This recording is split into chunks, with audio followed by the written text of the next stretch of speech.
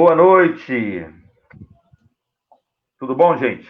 Espero que todo mundo com saúde, que é o principal, né? E na situação de pandemia, a gente está aqui hoje, terça-feira, 27 de outubro. Desculpa um pouco atrás aí, a gente atrasou um pouquinho. Aquela correria e tal. E eu não sou nenhum Golias, né? Tô mais para Davi, não tenho toda essa grandeza, estrutura. Eu que sou o que faço essas lives aqui, que entra no aplicativo lá que faz e que coordeno tudo aqui. Vou ler as perguntas. Estamos aqui hoje, é uma grata satisfação, né, com Ulisses Silva, que é o nosso representante no Conselho de Administração do PREV Rio, que é a Previdência do Rio, dos funcionários da Prefeitura, para quem não sabe, e também do Movimento Unificado dos Servidores Públicos da Prefeitura do Rio de Janeiro. Né? Eu queria que você falasse assim, as considerações iniciais, falasse um pouco do seu histórico, falasse um pouco da sua trajetória, Ulisses. Seja muito bem-vindo. Boa noite, Ulisses. Obrigado pela presença. Boa noite a todas e todos. Muito boa noite, muito obrigado a todos e todas que estão nos acompanhando.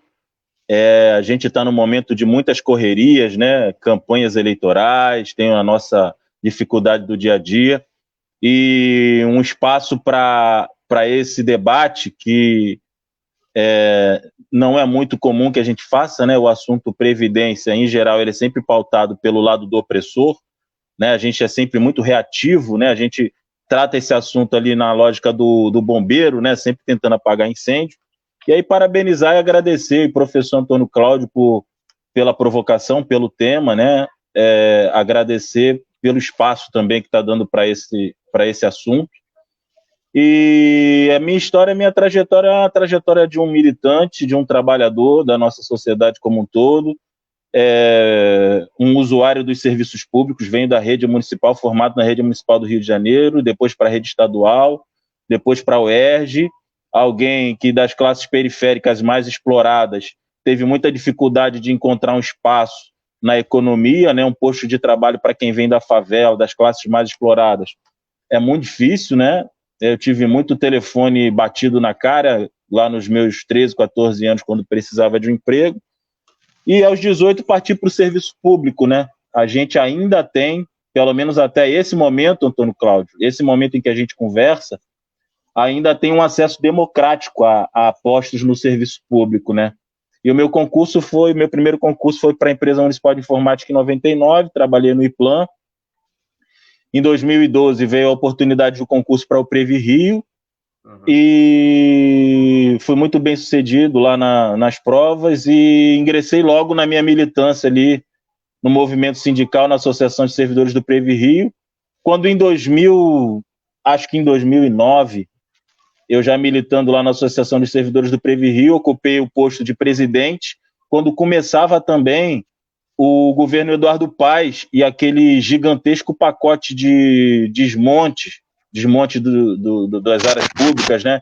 As leis de OS começando a ser aprovada, aqueles acordos com o Banco Mundial, né, de refinanciamento, revisão da dívida pública através de empréstimos internacionais.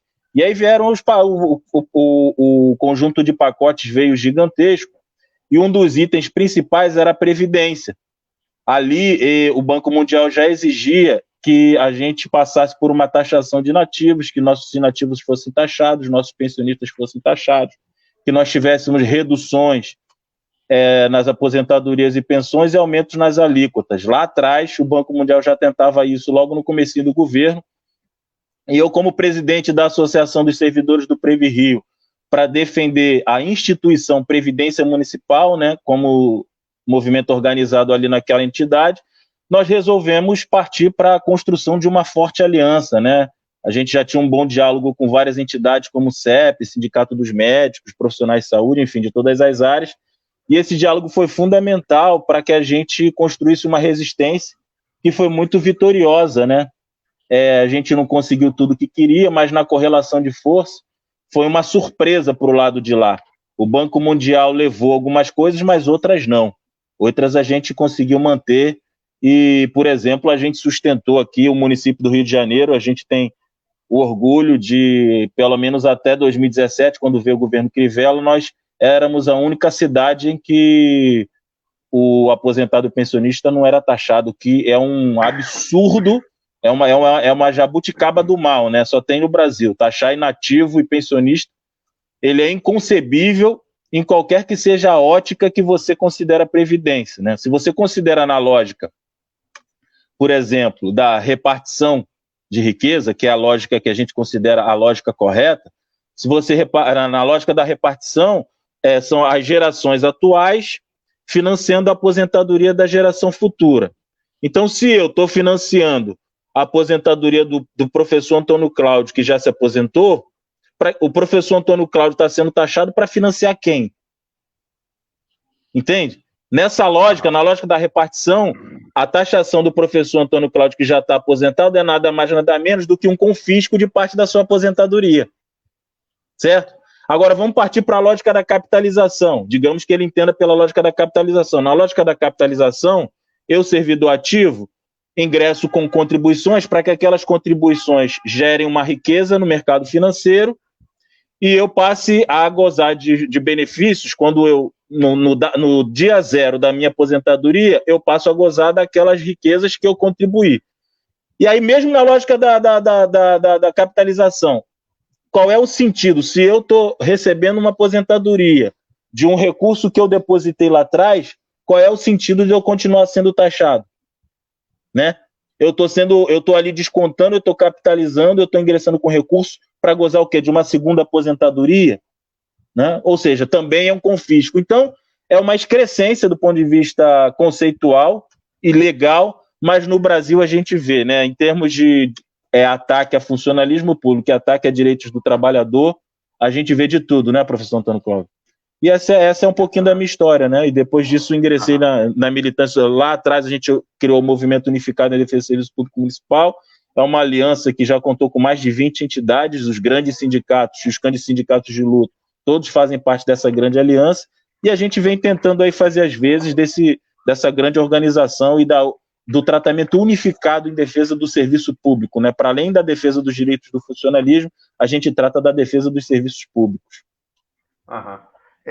O Conselho de Administração do Prev Rio, do qual você faz parte, ele é formado por representantes do funcionalismo, com 4 titulares e 4 suplentes, que teve eleição agora em setembro, né, de 4 a 10 de setembro. Quem são os representantes que estão no Conselho de Administração da Prev Rio e qual é a composição mais ampla desse conselho? Como é que ele atua? O conselho tem 9... O conselho é o órgão... Assim, a ideia, ela deriva de um princípio constitucional, é de que o patrimônio da Previdência, ele não é um patrimônio público e nem é particular, é o patrimônio de uma coletividade. E essa coletividade são os servidores ativos, inativos e pensionistas. Né? Então, a rubrica pública, o dinheiro, quando sai do Tesouro e vai para a Previdência, né, de acordo com o que está previsto em lei, ele deixa de ser dinheiro público. Então, cabe a gestão coletiva, né? Assim como deveria caber também ao INSS, a participação dos que são donos desse patrimônio na gestão. Então, as principais políticas de gestão desses recursos, seja a alteração de plano de benefício, plano de investimento, os orçamentos, tudo isso, em tese, é discutido, debatido e construído no Conselho de Administração, né? Na prática, não funciona bem assim, né? Porque de saída a composição é de 9 pessoas. 5 delas são cargos natos do governo. Então, o presidente é o prefeito, o presidente do conselho é o prefeito da cidade, o secretário é o presidente do Prev Rio, né? É o que administra o conselho, e aí tem também o representante da Procuradoria-Geral do município, da Secretaria de Fazenda e da Secretaria de Administração, né? Que hoje é a Subsecretaria de Serviços Compartilhados. Então, são esses 5 membros, e nós temos também, no nosso caso, o que eu considero um avanço do ponto de vista de controle social, mas um avanço com algumas limitações, nós temos também a opção de 4 cadeiras eleitas, que podem ser, desde que tenham um número mínimo lá de contribuições, um tempo mínimo de serviço, pode se candidatar e todos podem votar, aposentados, pensionistas e servidores ativos. Nessa composição que vai até dezembro, né, da qual eu faço parte, temos eu como titulares, temos um representante que é originário da Guarda Municipal. A Guarda Municipal frequentemente elege um representante lá, é muito organizada para esse debate. Uhum. Tem uma pessoa da Secretaria de Fazenda, tem uma professora da Secretaria de Educação, da Quarta CRE, e tem também... somos nós, tem eu, somos nós 4. E agora, na eleição, isso se repetiu um pouco, né? Com tênues alterações. A educação, por exemplo, não tem alguém que seja dos quadros da educação, né? A educação tem uma leitura que, na minha avaliação, é a mais saudável, né? Por muito tempo, houve disputas que eram... o Conselho sempre foi objeto de disputas corporativas, sabe? Então, a categoria tal, a categoria X, tentava espaço lá, e, na minha avaliação, numa visão muito míope do potencial e do que realmente precisa ser feito ali no Conselho de Administração. Na minha avaliação, isso tem prevalecido, isso tem crescido, o Conselho de Administração é uma representação dos trabalhadores do serviço público do município. Né? E o debate tem que ser visto sem esse viés, o debate tem que ser feito lá dentro sem esse viés de garantir interesses de A, B e C.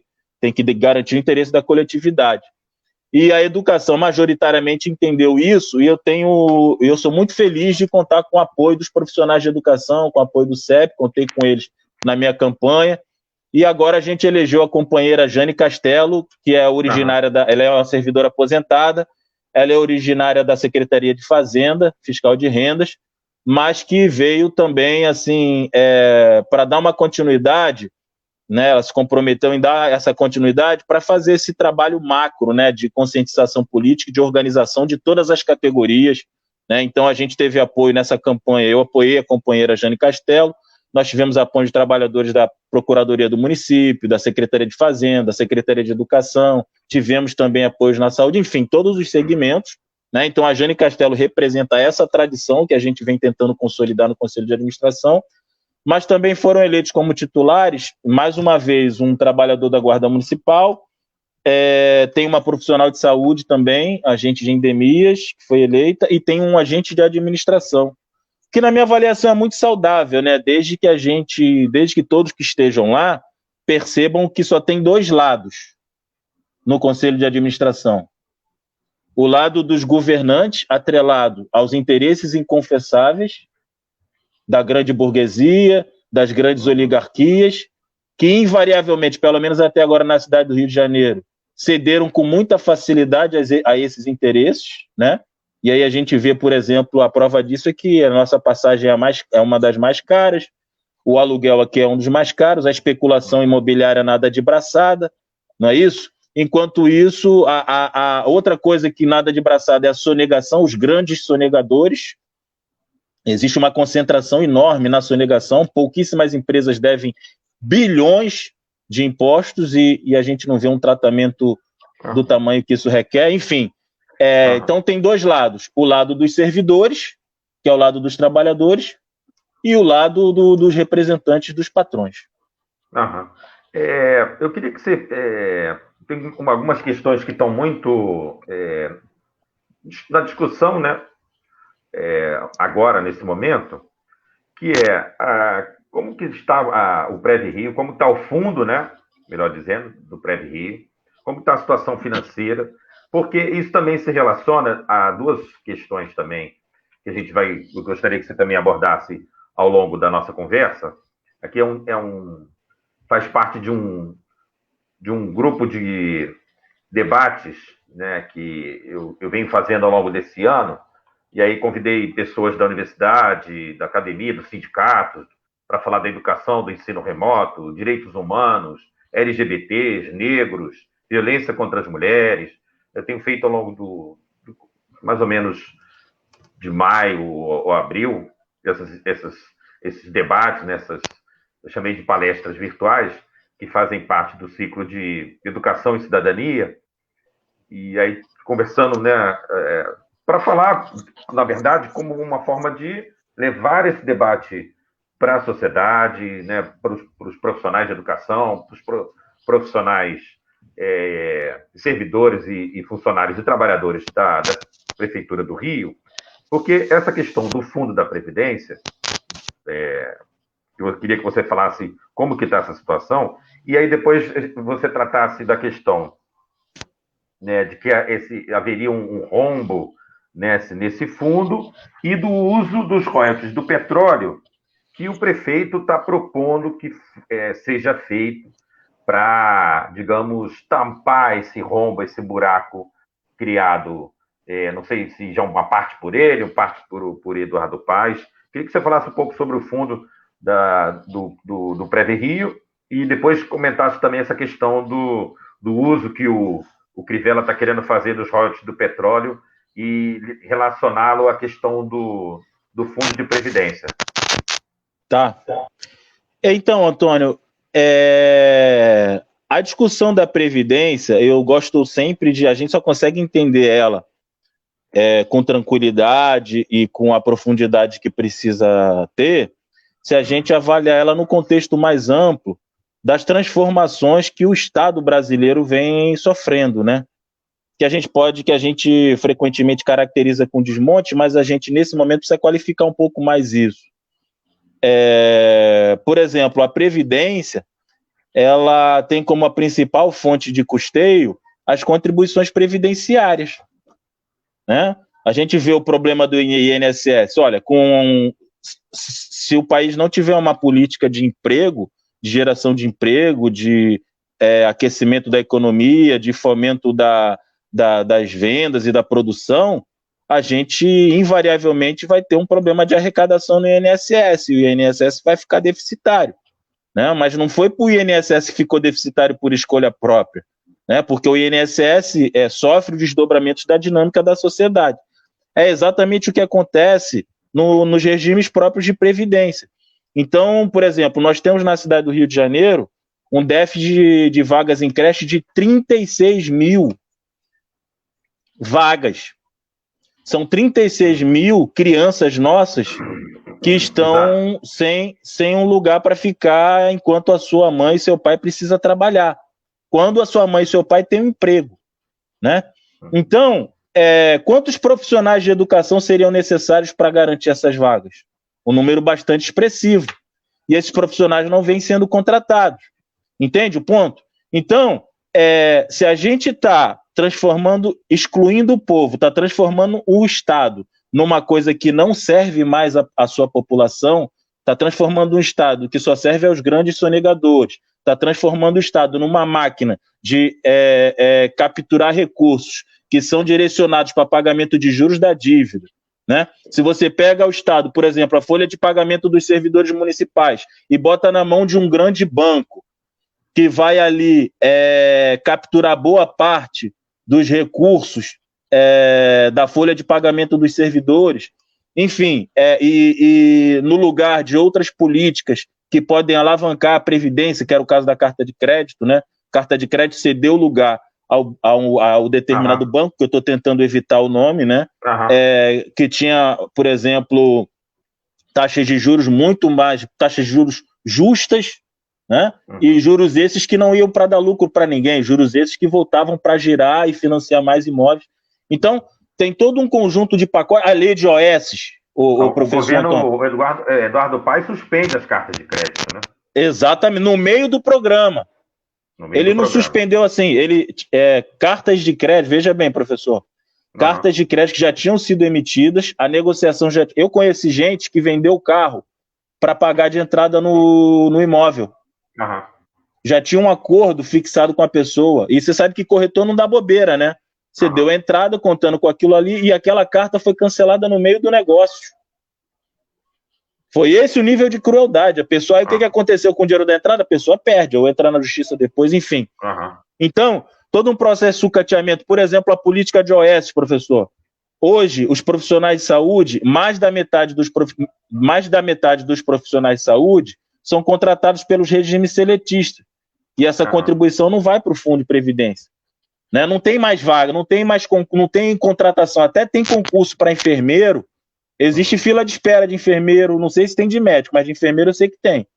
Em vez de chamar para enfermeiro estatutário efetivo, chama por OS ou chama pela fundação. Olha, hoje, por exemplo, nós somos 90 mil servidores ativos. Na Fundação Saúde tem aproximadamente 20 mil. Ou seja, aproximadamente um quarto dos trabalhadores, se a gente incorpora todo mundo como servidor efetivo, a gente cresce a nossa contribuição em aproximadamente 20%. Uhum. Entende o que eu estou dizendo? Então, esse conjunto de desmonte fez com que, invariavelmente, você tivesse problemas na conta das despesas da Previdência, das aposentadorias e pensões, porque as fontes de custeio foram sendo desmontadas por outras políticas que não propriamente a da Previdência. Eu estive aqui com o doutor Bigu ao vivo, né? Acaba usando live, mas no ao vivo anterior, a penúltima, doutor Jorge Luiz, doutor Bigu, que falava da necessidade urgente de concurso público para a área dos profissionais de saúde, né? Na prefeitura, que não tem concurso há muito tempo, há décadas, que é uma forma também de você contribuir com o sistema da Previdência, porque as OS acabam esse dinheiro não indo para a Previdência do próprio município, né? E cada vez essas políticas neoliberais, que a gente está falando aqui é de neoliberalismo, né? Exatamente isso. No fundo, né, é a política neoliberal, o aprofundamento dessas políticas, né, Ulisses? É um projeto, não é assim, o fundo quebrou. Não é isso. A Previdência está quebrada. Não, existe um projeto na qual um conjunto de direitos, o desmonte do conjunto de direitos do funcionalismo é parte central do projeto, né? E é um desdobramento do conjunto de políticas, ou seja, de um redesenho, e aí de um redesenho que eu diria maligno, do modelo de Estado que a gente vem sofrendo nos últimos anos, né? Não dá. Com o OS avançando, sem contratação de profissional de educação, por exemplo, para dar conta das vagas em creche, sem contratação de auxiliar de enfermagem, não tem como a conta da Previdência. Os aposentados vão, né? As pessoas vão envelhecendo, vão se aposentando. Você não tem aquela reposição, não tem conta que feche. É o que acontece, por exemplo, com o INSS. O problema qual que é, o professor Antônio Carlos? O problema é que você não está desmontando só direitos do funcionalismo, que por sua natureza já é uma coisa que exige combate. Você está desmontando a capacidade de as pessoas, em geral, sobretudo as pessoas mais pobres da nossa sociedade, né, que a pobreza vem aumentando, a desigualdade vem aumentando, essas pessoas vão ficando privadas de serviços essenciais. Exato. Né? E a gente precisa refletir sobre isso. Como é que se insere a questão dos royalties? A questão dos royalties, qual é a história dos royalties? No governo Eduardo Paes, se eu não me engano, em 2011, ele estava fazendo a reestruturação das dívidas do município, né, para aquela coisa do grau de investimento, sabe aquela coisa do grau de investimento, né? Tu lembra disso? É o modelo de cidade e mercadoria, que é mais uma invenção neoliberal, onde a cidade, a própria cidade era produto no mercado financeiro, né? Vendida como um ativo. Um ativo, né? Um ativo financeiro. E aí, ele perseguindo esse grau de investimento, ele precisava zerar as dívidas de médio e de longo prazo da prefeitura. E a maior dívida que existia eram contribuições patronais que César Maia, que os seus antecessores, eu estou falando de contribuições patronais, dívidas do Tesouro com o nosso fundo com a nossa Previdência que não foram pagas. Isso, na época, era coisa de bilhões, mais de 2 bilhões na época, isso em 2011. Então, essas dívidas, elas tinham que ser, de alguma forma, apagadas para dizer que a prefeitura não tinha dívida. Entendeu? Para dizer que a prefeitura tinha podia alcançar um grau de investimento top. Entende? E aí, nessa jogada do sistema financeiro, ele aprovou um projeto de lei que levou o nome de 5.300, né, a Lei 5.300, que era o que ele chamou de pacote de capitalização do nosso sistema de previdência. E aí ele começou a inventar coisa do arco da velha, começou a tirar da cartola dele, saía gato, saía gambá, saía de tudo. Coelho não saía. mas saía de tudo da cartola. E aí ele, nessa cartola, desses passes de mágica, ele começou a resolver alguns problemas, dentre eles esse da dívida. Ele apagou a dívida, o que ele fez? Ele anistiou a dívida que existia da prefeitura, ele fez uma autoanistia na lei, é um dos artigos lá, a autoanistia. Veja, a própria prefeitura se autoanistiando e a Câmara Municipal aprovou isso. E aí, no lugar dessa anistia, ele comprometeu os recursos da carta de crédito. Então, a partir do momento que esses recursos da carta de crédito foram comprometidos no fundo, eles foram impedidos de girar para fazer novos empréstimos. Não. Entendeu, Antônio? E aí fechou o financiamento de imóveis para funcionários. Acabou com a capacidade de o Previrio financiar novas cartas de crédito.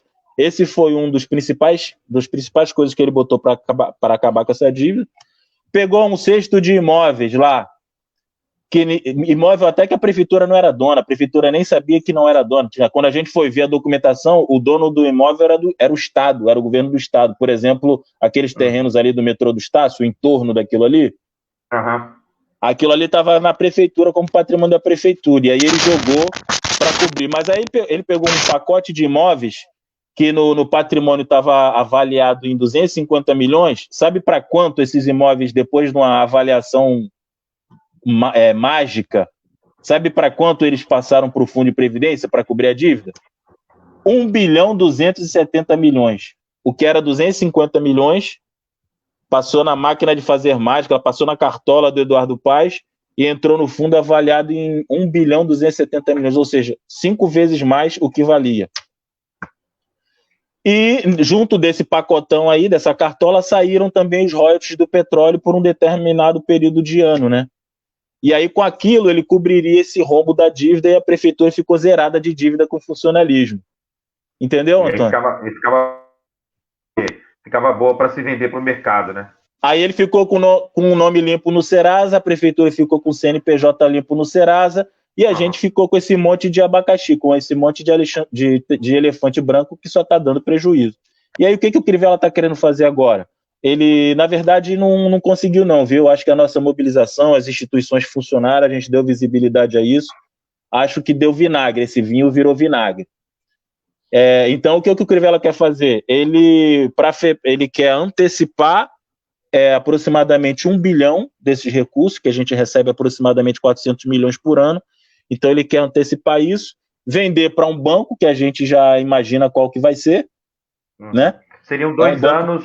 2 anos desse valor que a prefeitura recebe, que seriam 400 milhões ao ano, daria 2 anos, né? 2 anos e meio. Eu acho que dá mais do que isso. Dá mais do que isso, porque essa conta tem deságio, entendeu, Antônio Carlos? Tá. Antônio Cláudio, essa conta tem deságio. Então, existe uma taxa de juros, evidentemente, que o banco vai cobrar em cima disso. Né? Então, assim, se ele vai pagar 1 bilhão... que a prefeitura tem direito a receber, ele quer antecipar. Isso. Se ele vai antecipar 1 bilhão... Antecipação? Hã? Qual a antecipação que você entende dele com relação a querer receber esses royalties? 1 bilhão de reais. Uma campanha para reeleição não custa barato, né, professor? Antônio Cláudio. Uma campanha para reeleição não custa barato, né? E as coisas na prefeitura custam mais caro do que em Nova York, né? Uma escova de dente na prefeitura, eu não sei porquê, não faço ideia. Mas 1 quilo de feijão, daquele que distribuíram nas cestas das nossas crianças, aquele feijão quebradinho, que nem quando eu era miserável eu topava comer. Oi? Eles até apagaram as publicações da Secretaria Municipal de Educação, que tinham de cestas básicas e centenas, milhares de mães reclamando da qualidade da cesta, que não receberam, que não entregaram, que estava com alimento ruim. Milhares de mães reclamando. Depois eles apagaram, inclusive, a página da SME, Secretaria Municipal de Educação, do Facebook, porque tinha esses relatos das mães falando das barbaridades, não só da péssima qualidade da cesta, como não ter entregue, nem todos os filhos receberam, e o cartão alimentação também é a mesma coisa. No saco de leite era um pó que não diluía, ninguém sabia exatamente o que tinha naquele pó ali, se tinha farinha de trigo. Composto lácteo. Se tem farinha de trigo, se tem... Ninguém sabe o que tem naquilo ali. Se fizer um estudo, a gente vai descobrir até a areia do deserto do Saara ali, se bobear. Mas, enfim, então essas coisas custam caro, né, professor? E aí as contas não fecham. Por exemplo, a máscara, as contas públicas mostraram máscara né, essa máscara hospitalar, aquela simples, daquele TNT, que a prefeitura costumava pagar 10 centavos, 15 centavos, custou mais que R$5. Entendeu? Então, a pretexto de emergência, tudo comprado sem licitação. Você sabe como é que foi, né? Um dia a gente vai descobrir por que as coisas custaram tão caro. Assim como o Witzel está respondendo por conta dessas situações de políticas e de desvios e de superfaturamentos, que isso também possa chegar no que houve de denúncias com relação à prefeitura também, né? Na Secretaria de Saúde, compra de respiradores e outros equipamentos de proteção individual, insumos, né? Vamos ver se um dia chega também na prefeitura, como chegou no estado, né? Pois é. Falando dos royalties do petróleo, do feijão e da cesta de alimentos que estavam entregando às mães. Eles querem 1 bilhão. Para falar do e esse 1 bilhão não é da prefeitura, né? Não devia estar à disposição do prefeito. Esse 1 bilhão, o Antônio Cláudio, é o que sobrou de um fundo para a gente conseguir pagar as nossas aposentadorias e pensões num fundo que já vem com muitos problemas. Num fundo, por exemplo, que não tem mais uma carta de crédito para capitalizá-lo. Entendeu? Num fundo cujo número de contribuintes é praticamente igual ao número de beneficiários, quando a lógica da repartição prevê que tem que ser 3-1, né? A lógica e é uma máxima que vem do século... É um ativo para cada aposentado, pensionista? O aconselhável, e isso foi consagrado desde o século XIX, era para cada 3 trabalhadores ativos ter um aposentado. Hoje a nossa relação está um aposentado ou pensionista. Hoje a nossa relação é 1,07. É praticamente para cada aposentado e pensionista é um ativo. E o número de ativos vem caindo, né? Porque não tem concurso.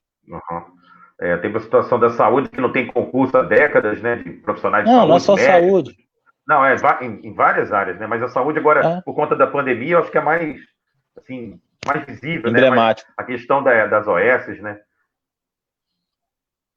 Então, você estava falando do fundo.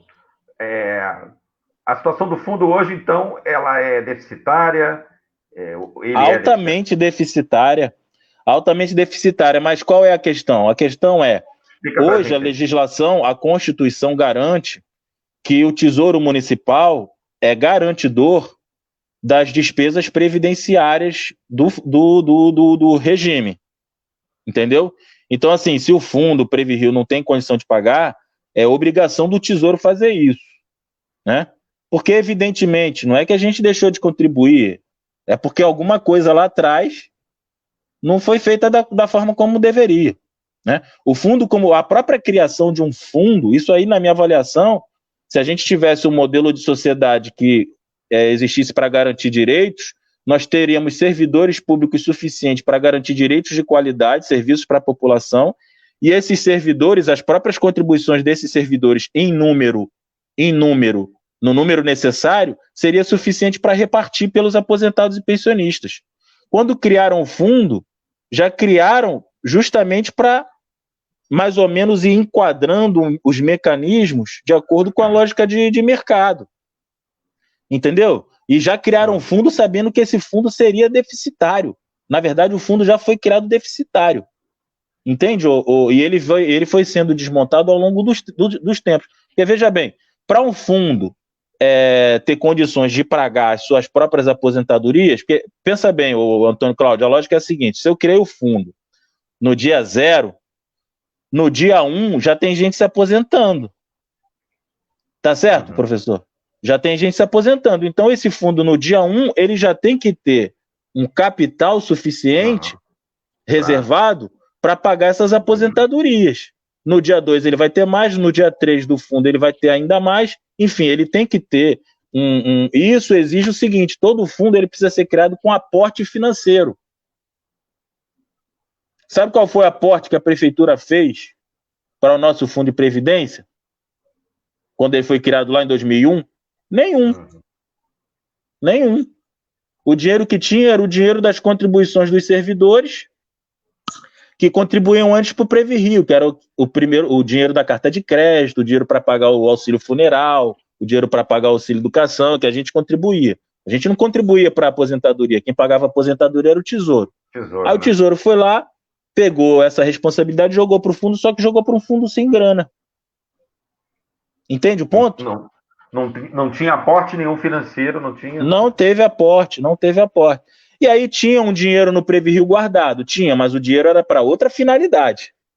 Entende o ponto? Essa mudança do Tesouro para o fundo foi o Paes, Eduardo Paes, que cria. Não, foi o César Maia. César Maia. 2001. 2001, César Maia.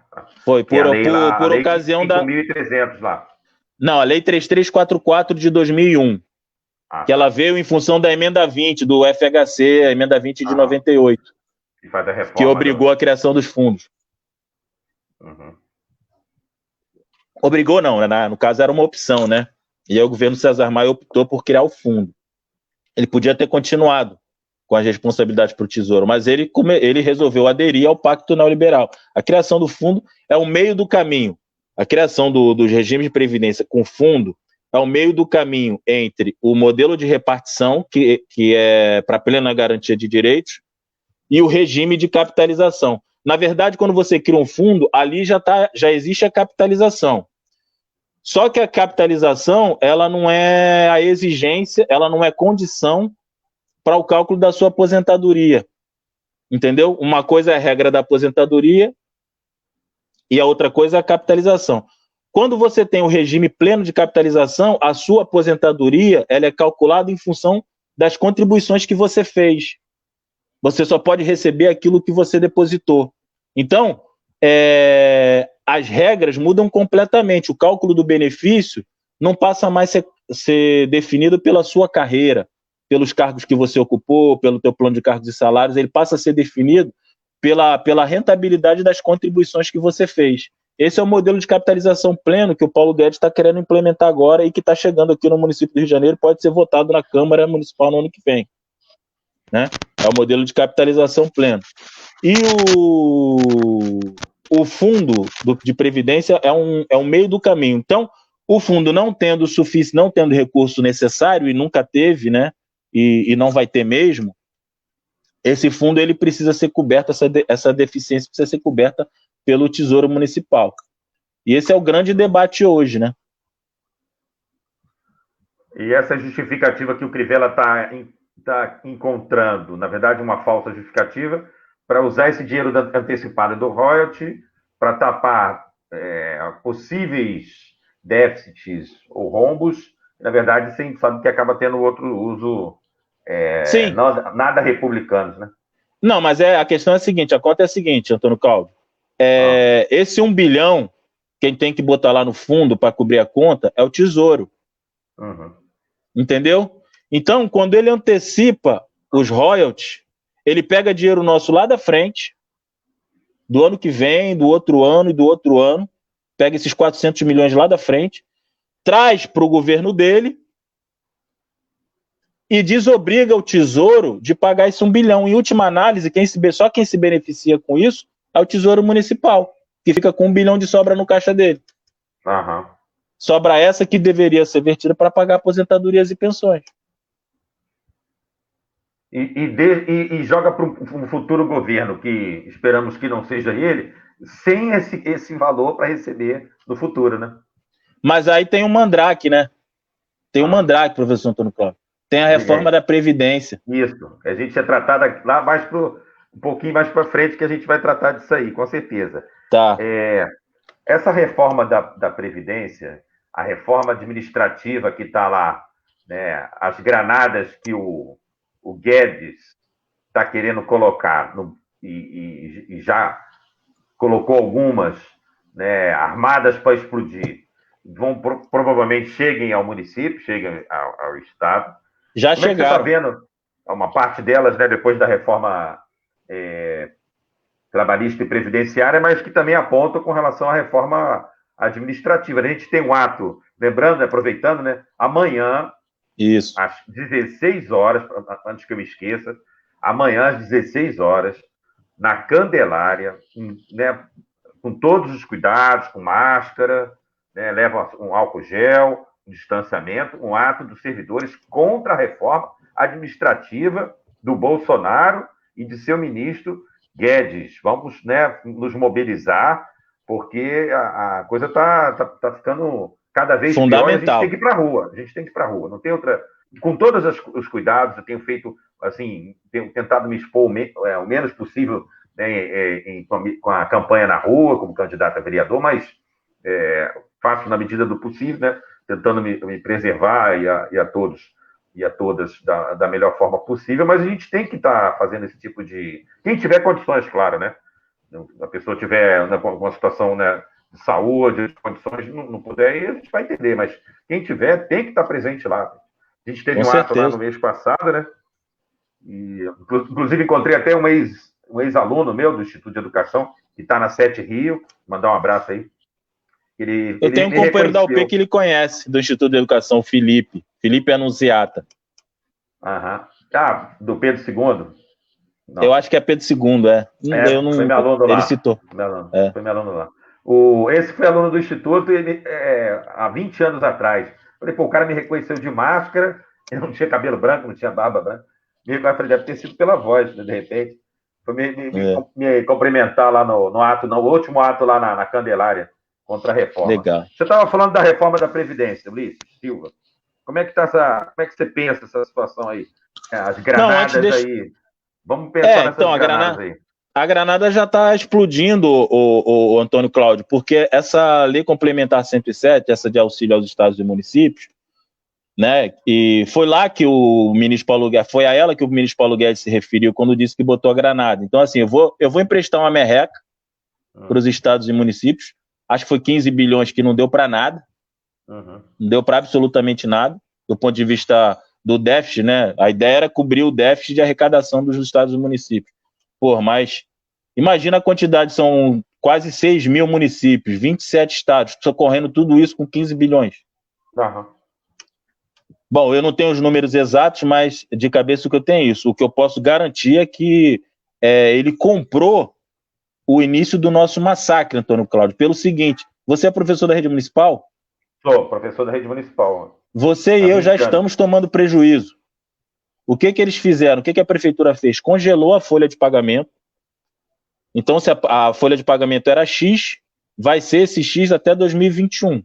Aí você vai me perguntar assim, bom, e o meu triênio? Por exemplo, eu, Antônio Cláudio, esse mês já deveria ter recebido o meu triênio no meu contra-cheque. Não veio. Não veio.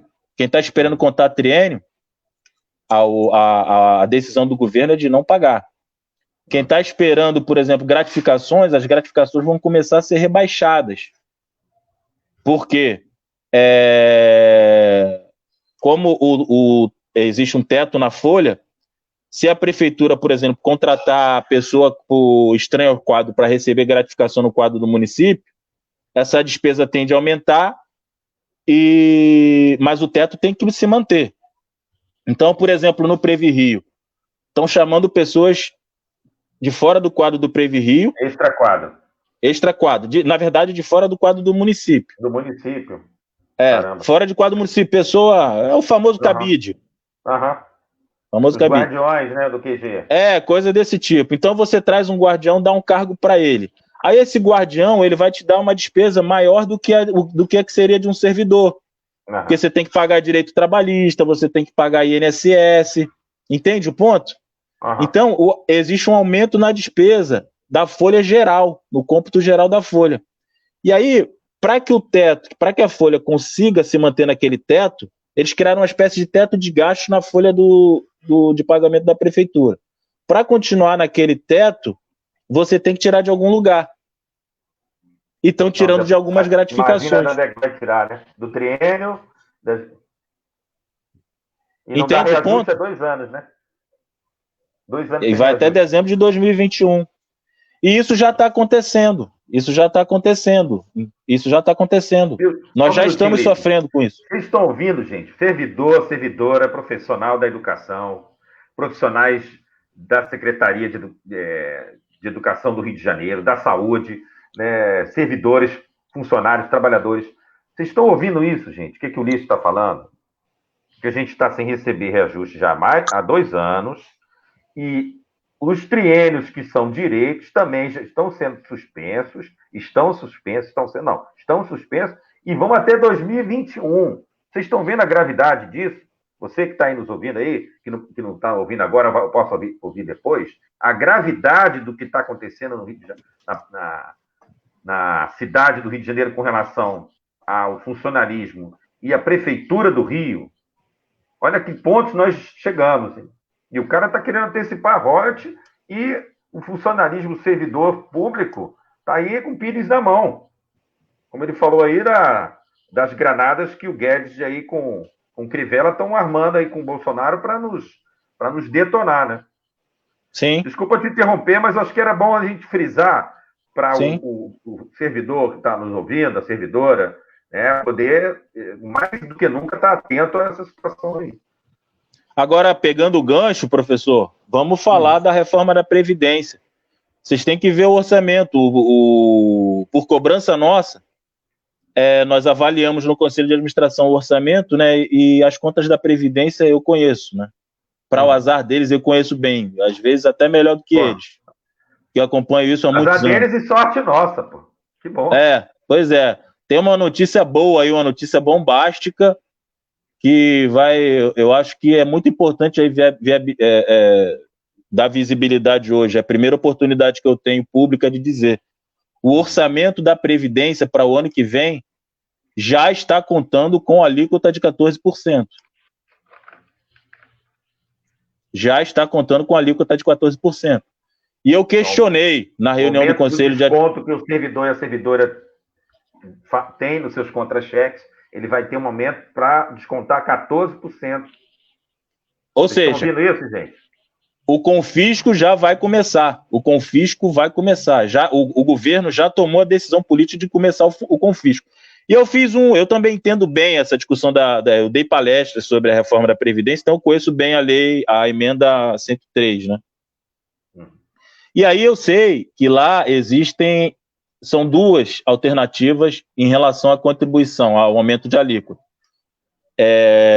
As opções são fazer alíquota progressiva de acordo com a faixa salarial, né, que poderia beneficiar determinados grupos, por exemplo, quem ganha pouco. No caso da PM, adotaram lá no estado, adotaram a alíquota progressiva. Lá, por exemplo, teve setores que tiveram devolução de contribuição previdenciária, sabia? Sabia, Antônio Cláudio? Por quê?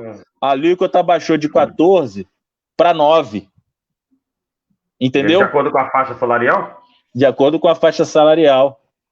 Então, a menor alíquota era 7,5 e a maior, e as alíquotas iam subindo, se eu não me engano, até 20 e pouco, eu não lembro o número exato agora, de acordo com a faixa salarial. Então, tinha essas opções de alíquota progressiva, que seria na lógica da justiça tributária, né? E tinha a opção de alíquota linear, de 14%. E aí eu perguntei, qual foi a opção do governo e qual foi o critério? Você sabe qual foi a resposta? A resposta foi, o governo optou pela de 14% no orçamento, porque é aquela que melhora a arrecadação para o Tesouro. Ou seja, cortando na alíquota linear de 14%, vai confiscar mais da nossa folha de pagamento no bolo, confisca mais do que se adotasse o modelo de alíquota linear. Ou seja, o governo optou, e o orçamento está sendo discutido agora na Câmara, Antônio. Está sendo discutido na Câmara. Hoje, se eu não me engano, teve uma audiência pública para falar desse orçamento. Então, esse orçamento já mostra qual é a sinalização do governo Crivella. O cara é candidato e o orçamento dele já está indicando que o que ele quer é botar nas costas do servidor a conta da Previdência, do que ele chama do déficit que eles criaram na Previdência. Entendeu, Antônio Cláudio? Entendi. Então, significa o seguinte, Como é que vai ser a regulamentação dos outros dispositivos? Por exemplo, tem dispositivo lá que reduz a nossa pensão em aproximadamente 50%. E aí reduz para mim e para você, não reduz só para os novos não, Antônio Cláudio. Tua companheira, tua viúva, desculpa te colocar como exemplo, mas se você fosse para o lado de lá hoje... Eu, você, todo mundo está nos vendo. Se também, você fosse para o lado de lá hoje, vai ficar... a pensão da tua família seria uma. Se você for para o lado de lá, depois que a regulamentação vier como o Paulo Guedes quiser, a tua pensão vai ser perto de 1/2, ou seja, vai ser perto de metade do que ela é, do que seria hoje. Mesmo quem já está no regime há mais tempo, 20 anos, como eu. Mesmo quem já está no regime. Porque ele vai perder, a pensão perde essa característica que hoje tem de ser atrelada ao vencimento. Ela vai passar por uma série de metodologias de cálculos que jogam o benefício lá para baixo.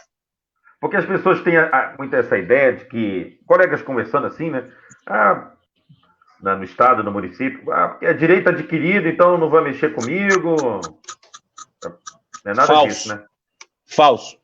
O outro problema que as pessoas acham do direito adquirido, por exemplo, a criação da alíquota extraordinária. O que a reforma prevê, a reforma que o Paulo Guedes aprovou, que o Bolsonaro aprovou no Congresso, o que ela prevê? Ela prevê que na existência de déficit previdenciário, e todos os regimes próprios têm déficit previdenciário, invariavelmente pelas mesmas histórias, que já foram criados com déficit e vieram sofrendo um processo de desmonte, porque o Estado vem sendo desmontado ao longo do tempo, né? A OS não tem só no Rio, né? A própria Previdência sendo privatizada, né? Exatamente. Então, o que prevê a Emenda Constitucional 103? Que, no caso de existência de déficit, o valor desse déficit não vai ser mais garantido pelo Tesouro Municipal, ô Antônio Cláudio.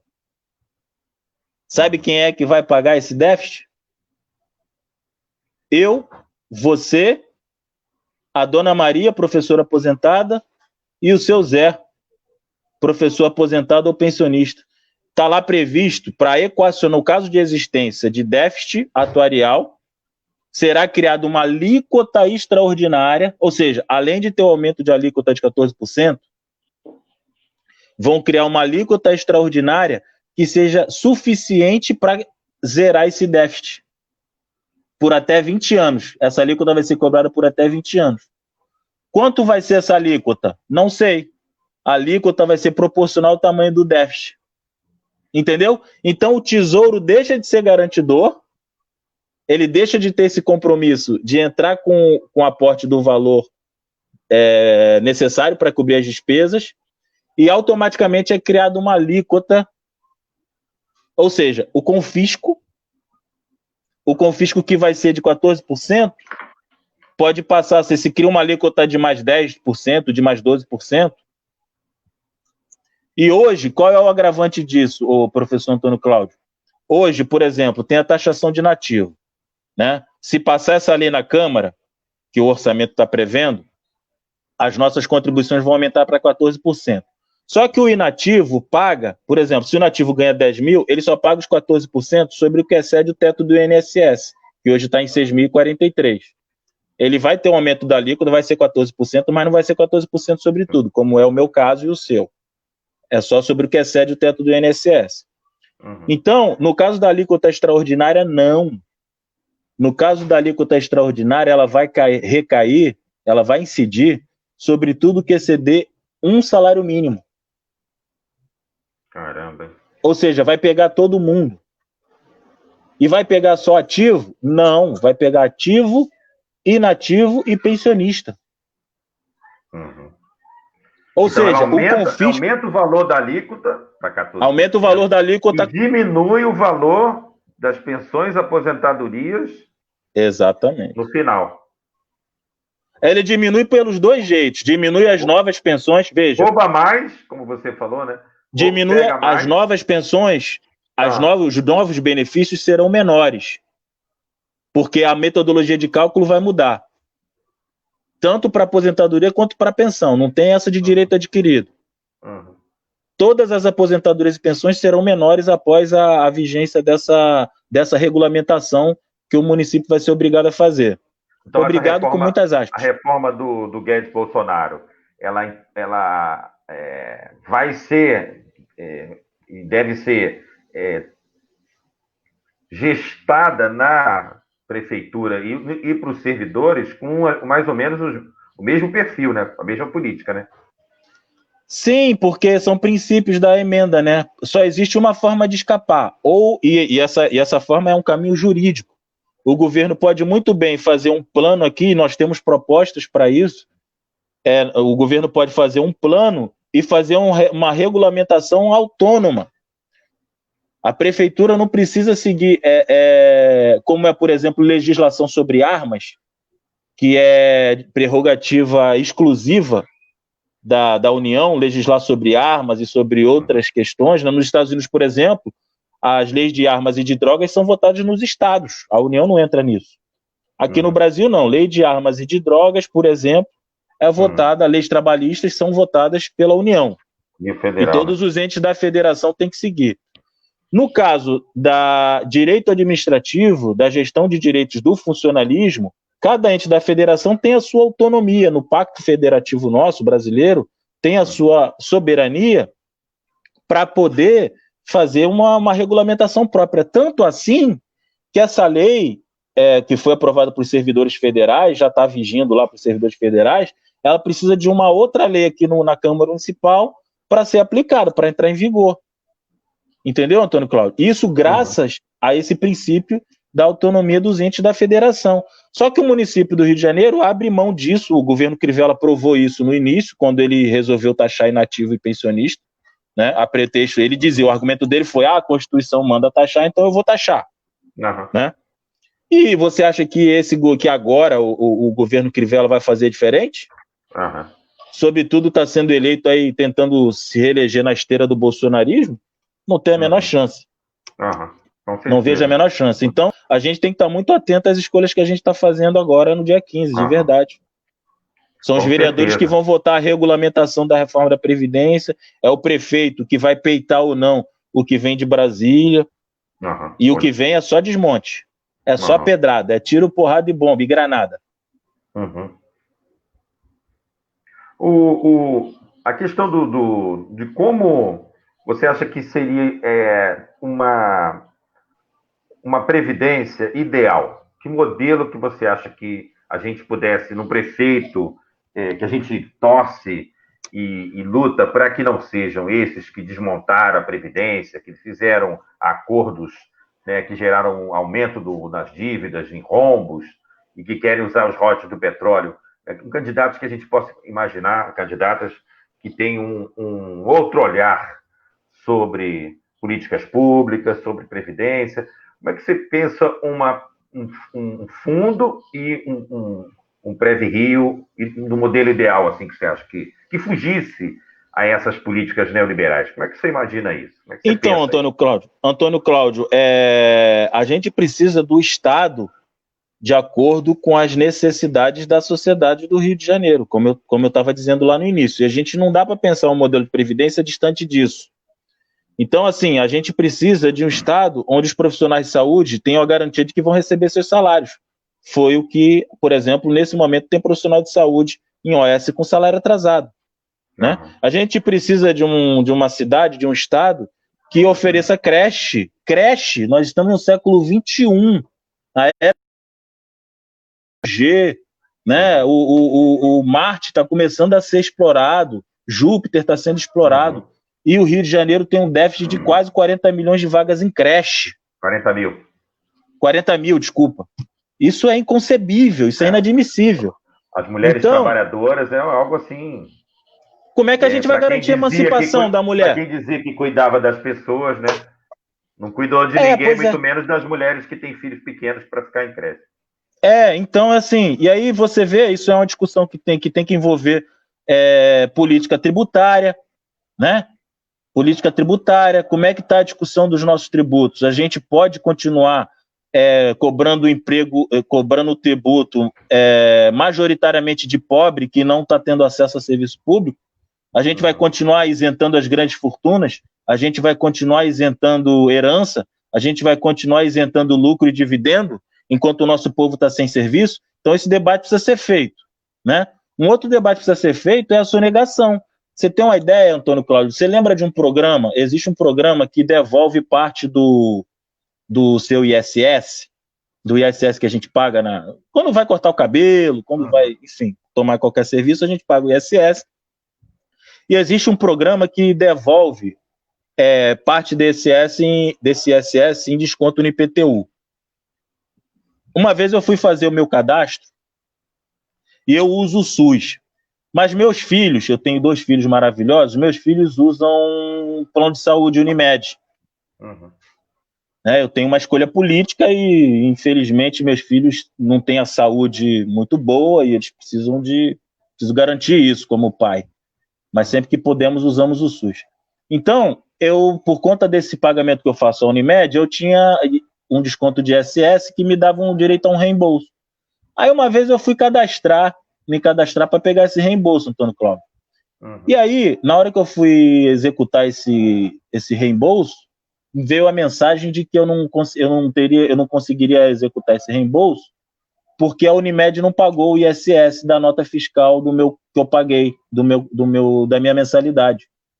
Aí eu fui investigar isso. Sabe quanto é que a Unimed devia de ISS para a cidade do Rio de Janeiro, Antônio Cláudio? 900 milhões de reais. Caramba. A Unimed deve 900 milhões de ISS. Só que tem só de ISS. Olha, e tem um detalhe que a gente precisa fazer. Assim, a gente está acostumado com o IPTU, que é um imposto que a gente paga diretamente. Né? A gente tira do bolso e vai lá e paga o carnê. O ISS, o Antônio Cláudio, quem pagou o ISS, quem paga sou eu. Quando eu pago lá o boleto da Unimed, está lá escrito valor do ISS. Sou eu que estou pagando o ISS. A Unimed ela tem que recolher aquilo e repassar para a prefeitura, ou seja, ela está embolsando. E no tempo embolsou 900 milhões. Hoje essa dívida passa de 1 bilhão. Caramba. Sabe outro devedor, outro grande devedor que está lá nessa lista? Jockey Club. 1 bilhão e 200 milhões de reais de ISS. Além de ser aquele mega latifúndio num espaço onde o metro quadrado é um dos mais caros do país, né? Aquele jockey lá, aquele terrenão lá, aquela fazenda gigantesca. Trabalha com Ele funcionou no Maracanã, antes de ir para lá. Não, mas hoje é na Gávea. Hoje é na Gávea. Hoje é Jardim Botânico, Gávea pega aquela... Então, não paga ISS e trabalha com jogo de azar e exploração animal. Qual é o benefício? Você alguma vez entrou? Quantas vezes você entrou no Antônio Cláudio, no Jockey Club para tomar champanhe e caviar? Eu não conheço ninguém. Enfim, não é uma coisa, não é uma instituição beneficente. Prefiro tomar uma ali eu também não tenho. Prefiro uma cervejinha no boteco da esquina. Aquilo ali é o playground da nata dos exploradores dessa cidade, Antônio Cláudio. E a nossa população precisa saber disso. Devem mais de 1 bilhão e 200 milhões. Então, essa discussão... A prefeitura não aciona, não cobra, e o negócio vai crescendo. Não, acionar até aciona. Mas uma coisa, a gente percebe uma diferença muito grande. Por exemplo, eu tenho ação trabalhista contra a prefeitura. Rapaz, a procuradoria, nossa senhora, como ela é eficiente. Eu já estou há 6 anos e o cara entra com recurso, sabendo que vai perder, já perdeu no Supremo, já perdeu no raio que o parta.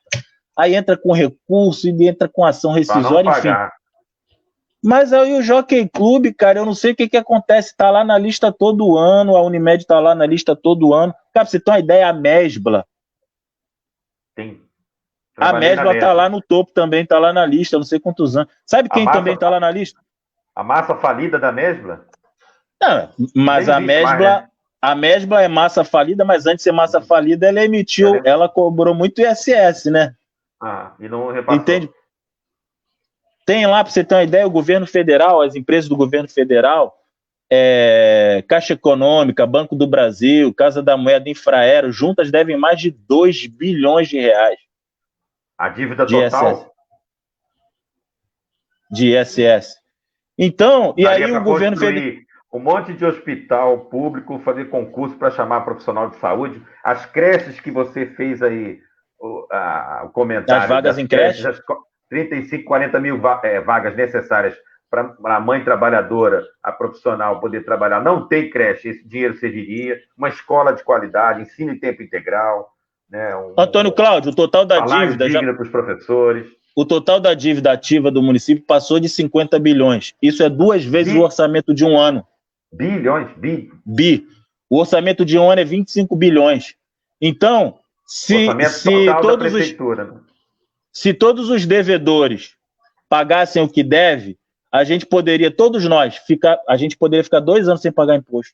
Ou então construir uma outra cidade. 50 bilhões, a gente construiria uma outra cidade do Rio de Janeiro. Dobraria o número de escolas, dobraria o número de tudo na cidade. 50 bilhões é o total da dívida? Isso, 50 bilhões.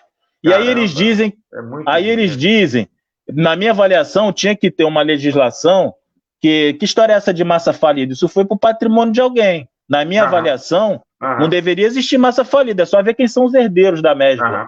Para onde esse patrimônio foi? Que deve à cidade.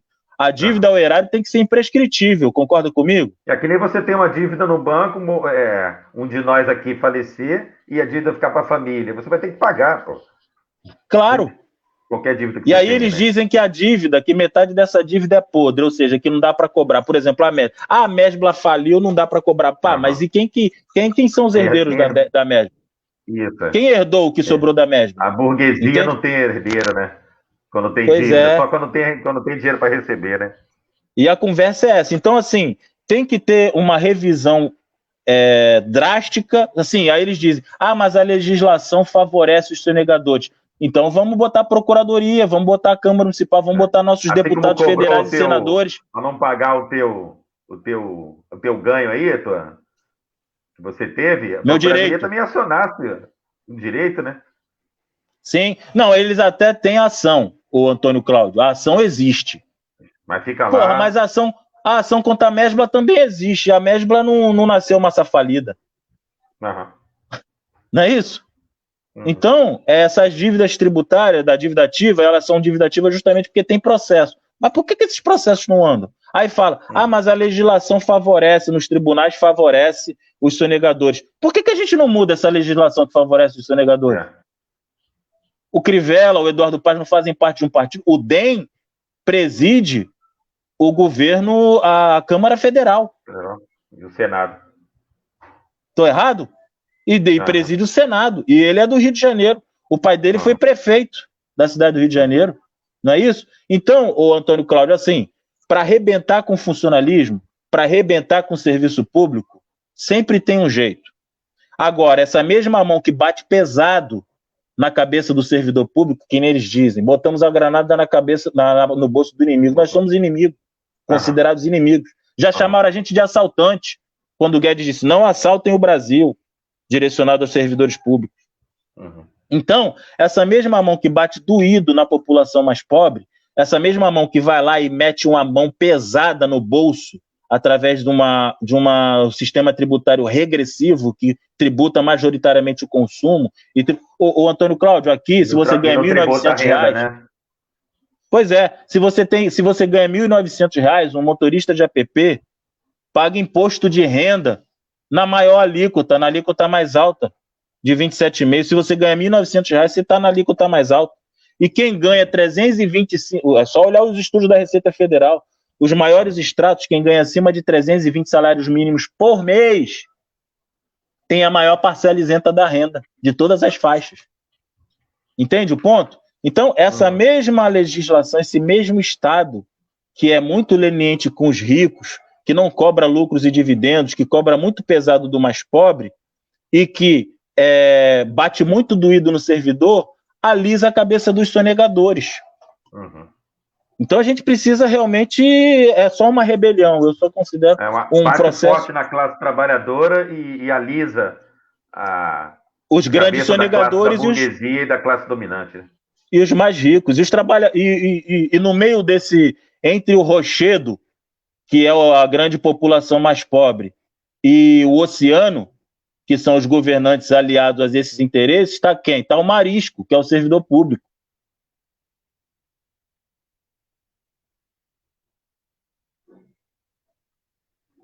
Desculpa, e a população mais pobre está sempre sofrendo, né?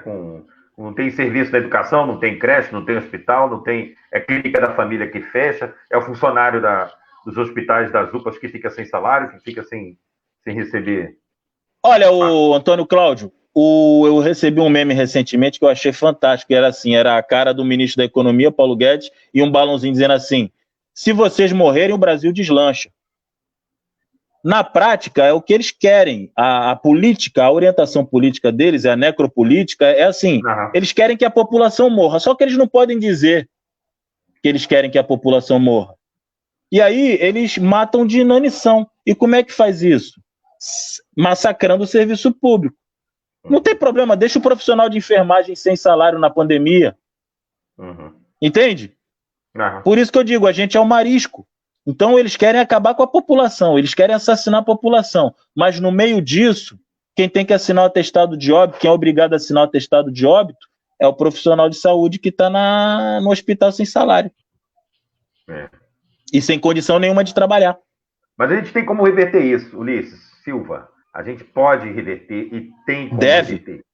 Deve, porque tem eleições agora, dia 15 de novembro, porque a gente pode mudar a trajetória da história da cidade do Rio de Janeiro para algo novo, algo diferente, que a gente possa construir uma nova sociedade, né, com novas condições para a educação, para a saúde, para o transporte, para a economia, principalmente a economia que está... Eu andei pelo centro fazendo umas lives, há mais ou menos 15 dias, um mês atrás, aqui na Conde do Bonfim, eu moro na Tijuca, várias lojas fechadas, comércios fechados, comércios tradicionais, bares, restaurantes, lojas em geral, comércio, um monte de lojas fechadas, as ruas vazias. Você entra pelo centro do Rio, um monte de loja vazia, parece que você está numa cidade...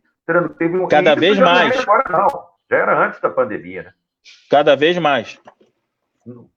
Um número enorme de desempregados. Então, pensando nisso, é pensar nessa mudança, né? A gente teve esse vento, né, de uma nova sociedade, né, está soprando aqui na América Latina. A gente teve as eleições da Bolívia, tivemos a questão da Constituição de origem do Pinochet, que foi colocada agora para ser reformulada. Jogada na lata de lixo da história. Né? Que também, inclusive, com políticas neoliberais que começam com o Chile do Pinochet. Essas políticas foi um laboratório, né? Foi um laboratório, né? Alguns países no Sudeste Asiático e numa ditadura chilena, com políticas neoliberais nos anos 70. Paulo Guedes passou por lá no começo dos anos 80. Os Chicago Boys lá, os grupos dessas políticas neoliberais, que, como o Ulisses Silva falou, vem, inclusive, levando à morte das pessoas. É uma política da morte. É uma política para o trabalhador morrer sem aposentadoria, com redução salarial, né, com queda da sua aposentadoria, das pensões, das pessoas receberem, como estava tendo no Chile. Pessoas estavam suicidando, os idosos chilenos, porque a aposentadoria tinha ido para menos da metade, 1/3 do valor do que a pessoa recebia. E essa política está sendo implementada na América Latina, né, e no Brasil, com o Bolsonaro, no estado do Rio de Janeiro também. A primeira coisa que o Victor falou era que não tinha mais, e não ia ter dinheiro para pagar salário. Não ia ter dinheiro para pagar salário de servidor. E já ameaçando que ia ter que fazer algumas modificações, mudanças, reformas, porque não tinha dinheiro para pagar salário.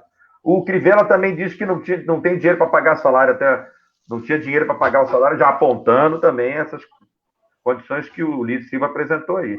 Então, está na hora da gente mudar. O Rio de Janeiro tem que mudar, gente. Não tem outro caminho que não seja mudar isso que está aí, ou isso que já veio de lá, de trás, antes do Crivella. O Paz e o Crivella também, a gente tem que buscar caminhos novos para essa mudança. Eu acho que não tem outra alternativa, né, Ulisses? E o servidor público tem que entender que para ele também é uma questão de sobrevivência. Essa necropolítica ela não vai ficar. Existe aí um cálculo eleitoral, porque, claro, eles querem se reeleger e as eleições municipais são importantes para esse processo de desmonte. Mas é nas cidades que os serviços acontecem, é nas cidades que estão as escolas, que estão as clínicas da família, que estão os hospitais públicos, né? Você vê, no Rio de Janeiro, a gente hoje tem o episódio do incêndio do Hospital Federal de Bom Sucesso. Né? É reflexo do abandono das políticas de saúde do Ministério da Saúde.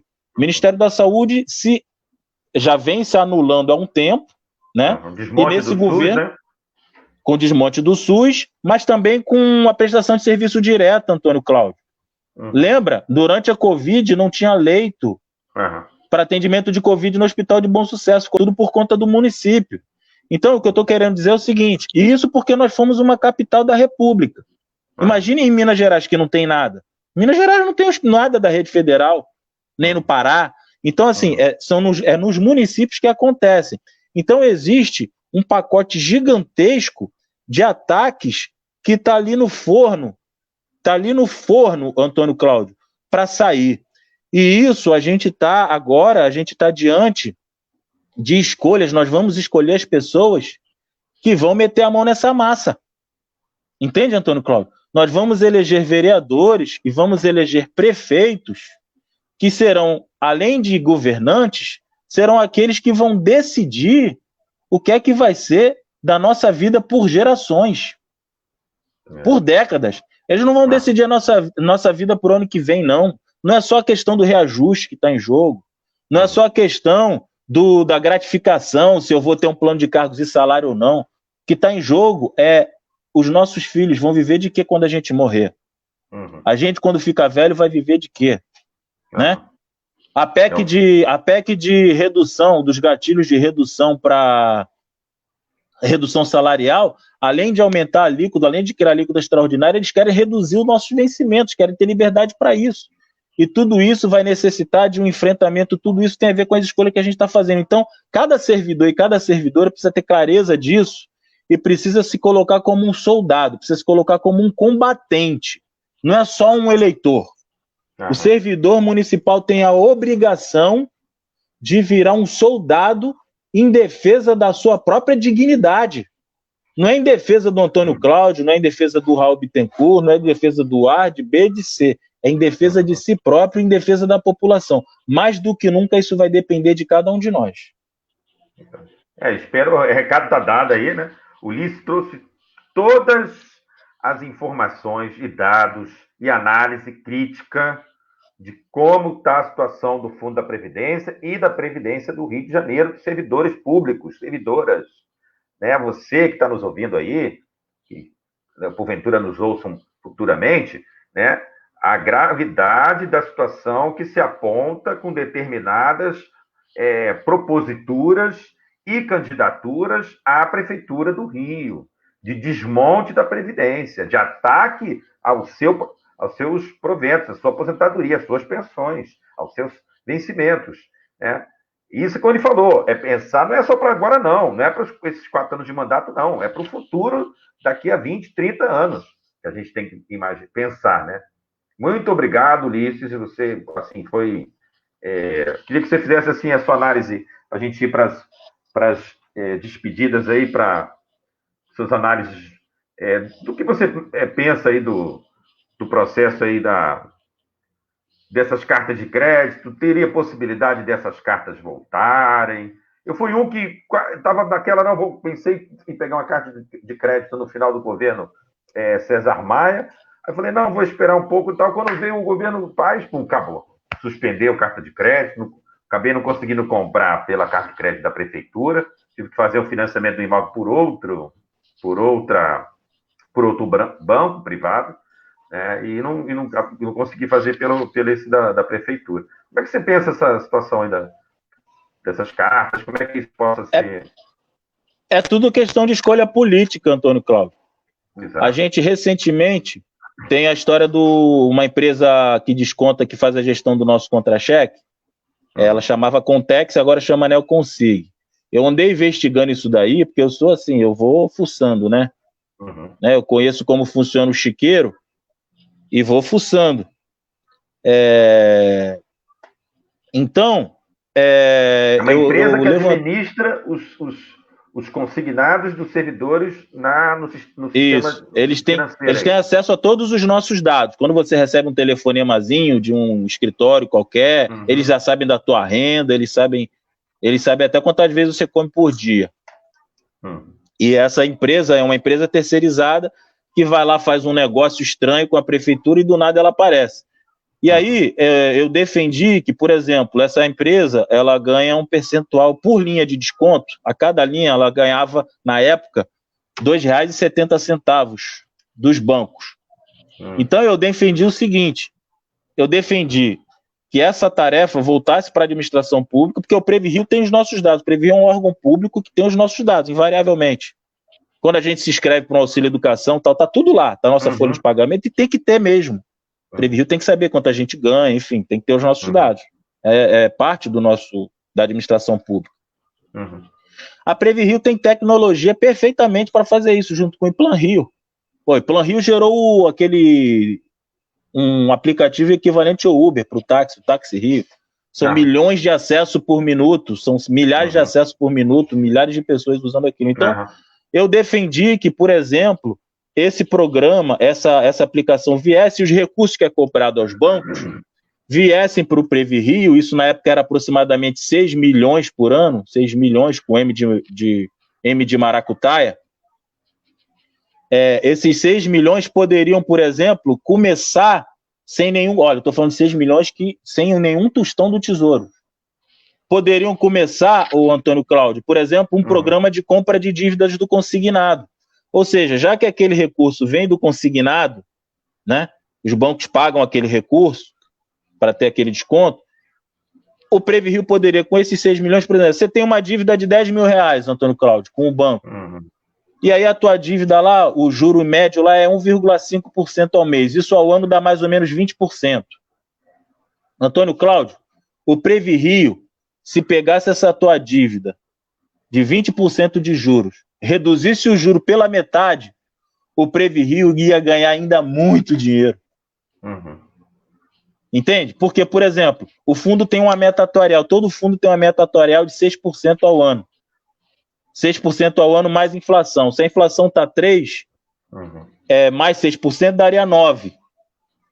Então, se o PreviRio praticasse a metade da taxa que os bancos praticam no consignado, isso daria uma diferença muito menor no nosso contra-cheque, uma prestação muito menor, e ia dar uma rentabilidade do PreviRio acima daquela que o PreviRio precisa para manter o fundo bem administrado. Sabe quantas vezes, depois que acabaram o programa de carta de crédito, sabe quantas vezes o PreviRio, quantos anos o PreviRio atingiu a meta atuarial, Antônio? Nenhuma. Caramba. Nenhuma. E aqui eu estou falando de um programa, olha, eu estou falando de um programa embrionário que não entraria recurso do Tesouro, que ajudaria a financiar o próprio fundo. E viraria uma bola de neve, né? O dinheiro vai se reinvestindo e vai recapitalizando. E por que não fazem? Porque escolheram pegar esse contrato e dar na mão de uma empresa do Paraná, uma empresa do Paraná, que não dá emprego aqui, chamada Neoconsig. Por isso que está havendo essas alterações aí, a gente está tendo que fazer cadastro, mandar foto, mandar assinatura da mãe, do pai, cartão de vacina. Os caras estão fazendo uma burocracia danada para você acessar a sua margem consignada. Foi uma escolha. Quais são os interesses por trás dessa escolha, Antônio Cláudio? Cada um faz um juízo, né? Cada um faz um juízo do que é a máquina, essa máquina aí dos guardiões, né? Essa máquina cheia de gente aí, estranhos quadros. Eu tenho o meu juízo, você tem o seu e o nosso público tem o dele. Então são escolhas políticas que são feitas. Escolheram isentar o ISS das empresários de ônibus, que é uma passagem que a justiça já disse que é uma passagem cara, que está sobrevalorizada, enfim, são escolhas políticas. A isenção veio lá do Eduardo Paes, continuou no governo Crivella e assim vai. Né? É muito importante então, você trazer essas informações, Ulisses. Um exemplo, a carta de crédito poderia, o Antônio Cláudio, a carta de crédito poderia, veja, olha que maravilha a carta de crédito, facilita o acesso do servidor à moradia, aquece a economia da cidade, né? Porque quem vende para o servidor vai comprar um outro, que vai comprar um outro, que vai comprar um outro. Quem normalmente compra um imóvel... Faz a economia girar, né? Quem normalmente compra um imóvel também compra móvel, também reforma, compra tinta, contrata o pedreiro. da periferia, contrata o pintor da periferia. Então, isso gera uns PAG-TBI, né? Essa coisa da venda do negócio de imóveis gera também divisa para a prefeitura na forma de imposto. Enfim, e o PreviRio poderia ser perfeitamente aquele agente criador. Ô, Antônio Cláudio, você tem quantos anos de prefeitura? Eu tenho 18. Eu tenho 20 anos. Eu tenho 20 anos de prefeitura. Eu tenho perto de 20 anos de prefeitura. O pessoal que tem mais de 15 anos lembra, a carta de crédito, quando saía, os corretores de imóvel ficavam doidos atrás de servidor público. Lembra disso? Os corretores, pô, tu não é servidor? Pega a carta no PreviRio, aqui o imóvel tal. Eles vinham oferecer. Então, o mercado imobiliário se submetia ao PreviRio enquanto agente credor. Entende qual a importância disso? Você pode, inclusive, impactar na política de preço dos imóveis da cidade. Você pode exercer essa influência. Entende? Combater a especulação imobiliária. Mas as escolhas políticas são no outro sentido, né? São no caminho do enriquecimento do banco. Olha, vamos falar o nome do banco aqui. Você deixa eu falar? Claro. O Banco Santander Brasil, é responsável por 28% do lucro líquido do Banco Santander Global.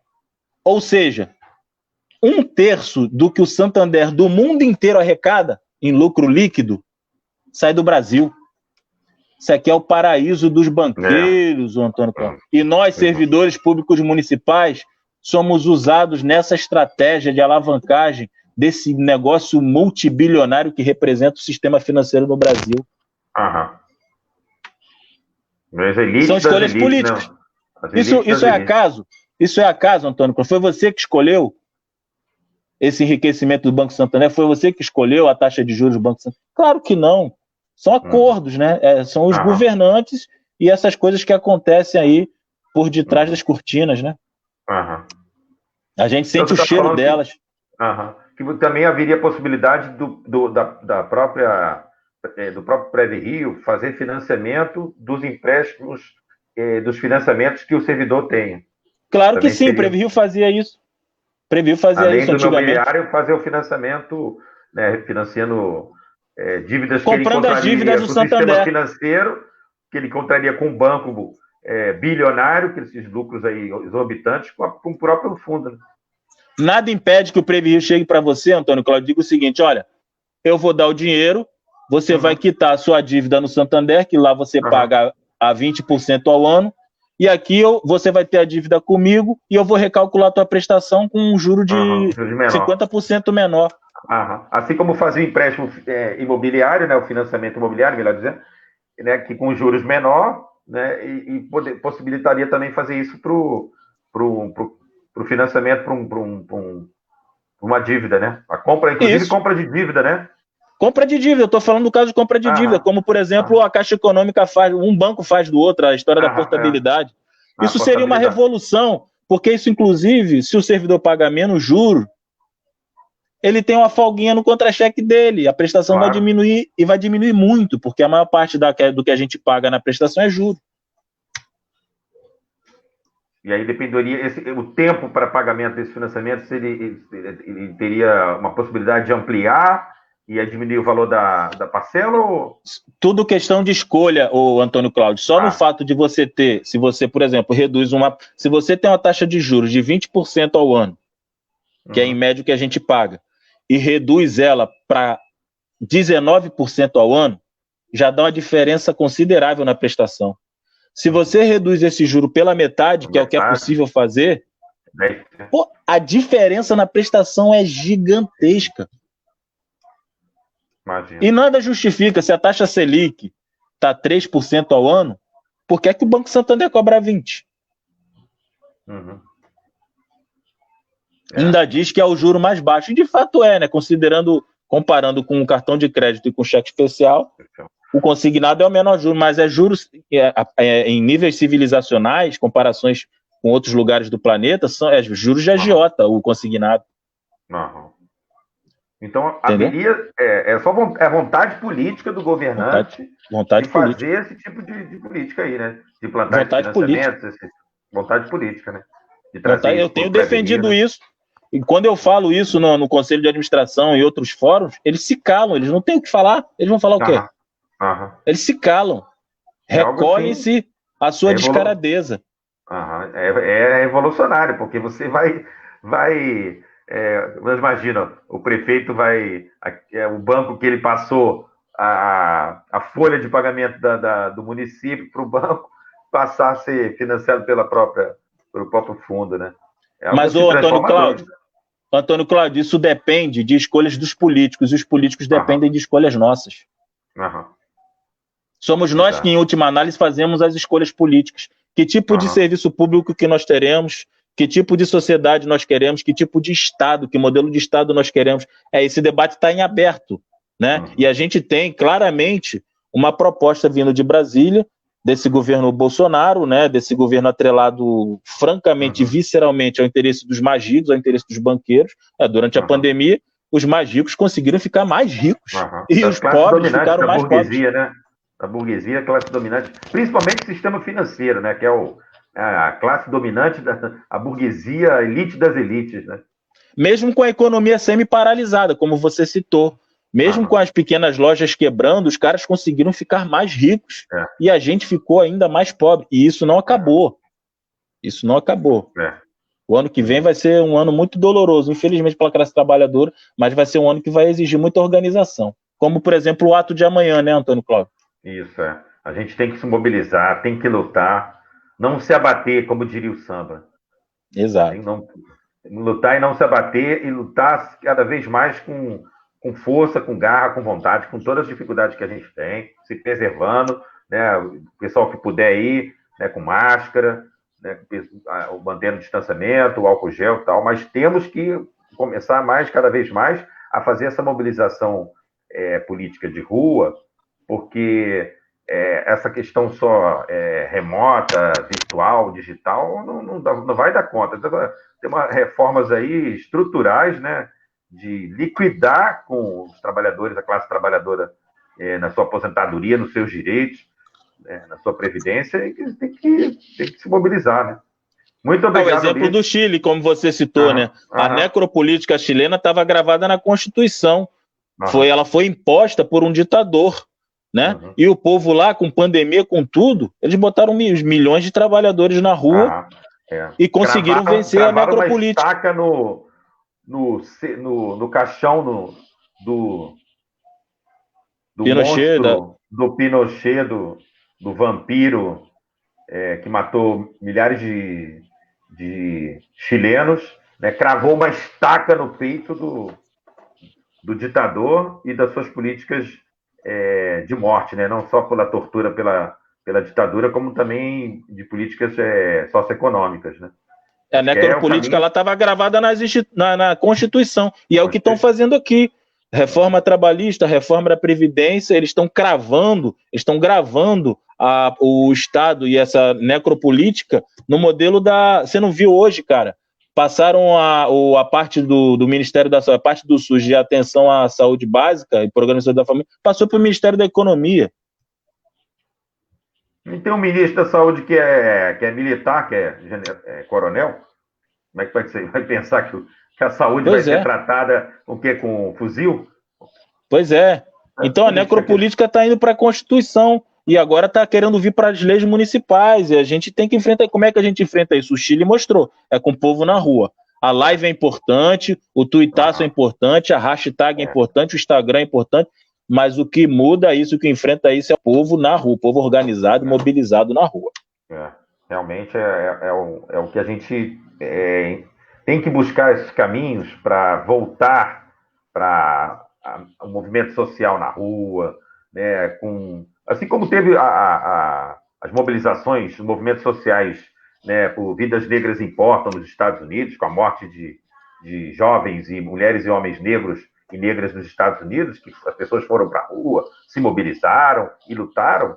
No Chile, como você falou, a população boliviana também se mobilizou para a eleição da volta de um governo que foi derrubado. A gente tem que se mobilizar. O povo, e carioca, é a tradição da história republicana e até monárquica, né, de ter sido a capital da República, a capital da monarquia, de história de luta da classe trabalhadora, né, de formação né, desde os anarquistas, depois os comunistas, e e de socialistas e trabalhistas, né, é uma cidade que tem um histórico da luta, da mobilização, né, pelas diretas já, né, pelo fim da ditadura, pela redemocratização, pela anistia, né, pelas lutas sociais e movimentos sociais. A gente tem que ir para a rua, não tem?